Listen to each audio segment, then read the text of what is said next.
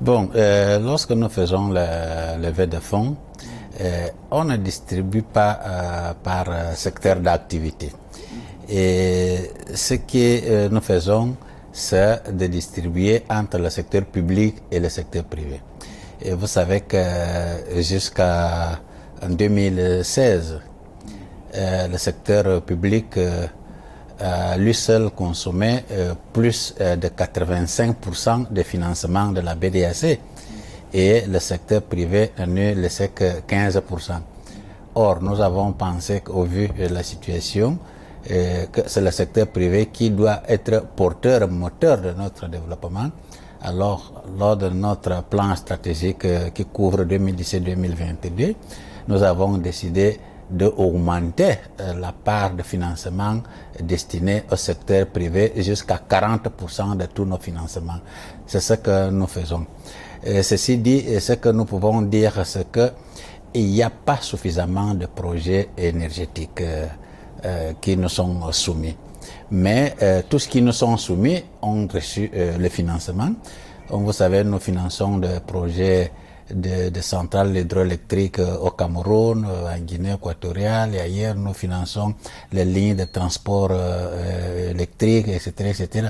Mais en termes de pourcentage, je peux vous dire qu'aujourd'hui, nous destinons déjà, je crois qu'environ 18% de nos financements pour le secteur énergétique. C'est peu. Et nous croyons qu'on doit accroître ça au vu des besoins en énergie de la zone SEMA. Mais c'est en fonction des projets. Donc on ne peut pas fixer qu'on va augmenter de 100 milliards et 200 milliards, mais ce que nous voulons, c'est qu'aucun projet bancable, aucun projet de développement ne reste pas dans le tiroir de fait qu'on n'a pas trouvé de financement. Donc la BDAC est là. Si le projet est extrêmement lourd en matière de consommation de financement, si nous ne pouvons pas aller seuls, nous pouvons mutualiser nos partenaires internationaux pour que nous allions dans le financement ensemble.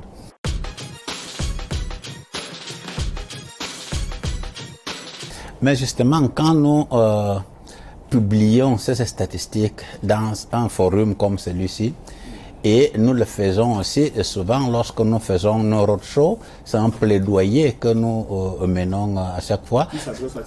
Mais justement, ça s'adresse au pouvoir public, ça s'adresse aussi également aux investisseurs privés. Pour leur dire que si l'Afrique centrale veut se développer, il y a quand même des bases. Aujourd'hui, nous allons, comme vous avez dit tout à l'heure, dans une zone commerciale unique en Afrique. Mais quand on regarde à l'intérieur de l'Afrique centrale, nous voyons qu'entre nous-mêmes, il n'y a pas de commerce. Entre nous-mêmes, il n'y a pas de communication. On voit qu'on ne consomme pas l'électricité, peut-être parce qu'on ne produit pas suffisamment. On voit que le taux d'accès à Internet est faible. On voit que pour partir d'un pays à l'autre par route, c'est impossible. On voit, non, mais par avion, nous vivons grâce aux compagnies de l'Afrique de l'Ouest. Alors nous disons que l'Afrique centrale doit avoir conscience que personne ne viendra ailleurs pour venir développer l'Afrique centrale. Comment nous sommes en retard comme ça, par rapport aux autres zones? Qu'est-ce qui nous manque? On a quand même des hommes intelligents, on a aussi des ressources. Donc pourquoi? Qu'est-ce qui manque? C'est la volonté. Donc il faut que nous changions de paradigme, que nous soyons sûrs qu'il n'y a que nous-mêmes qui pouvons prendre en main notre développement. Et si nous ne le faisons pas, nous serons toujours en arrière par rapport aux autres zones.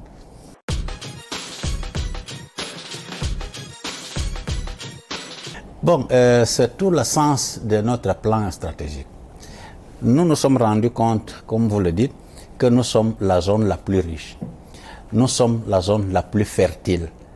Vous prenez un grain, vous jetez n'importe où vous partez, ça pousse tout seul.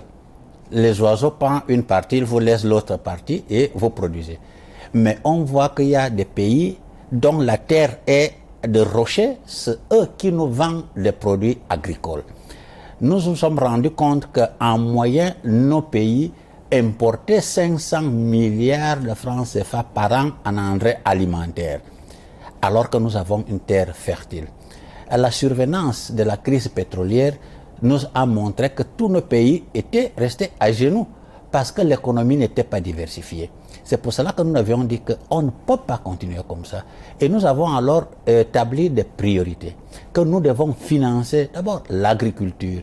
Nous devons financer l'agro-industrie pour qu'on puisse, et la petite et moyenne industrie pour qu'on puisse transformer nos matières premières.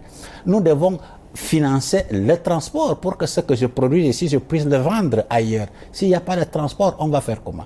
Nous devons financer l'énergie parce qu'on ne peut pas s'industrialiser si on n'a pas l'énergie.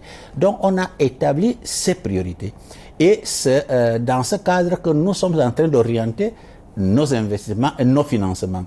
Mais il faut aussi que les pouvoirs publics et le secteur privé aussi prennent conscience que les opportunités qu'il y a chez nous, ça ne doit pas être les investisseurs étrangers qui doivent venir exploiter les atouts de notre zone.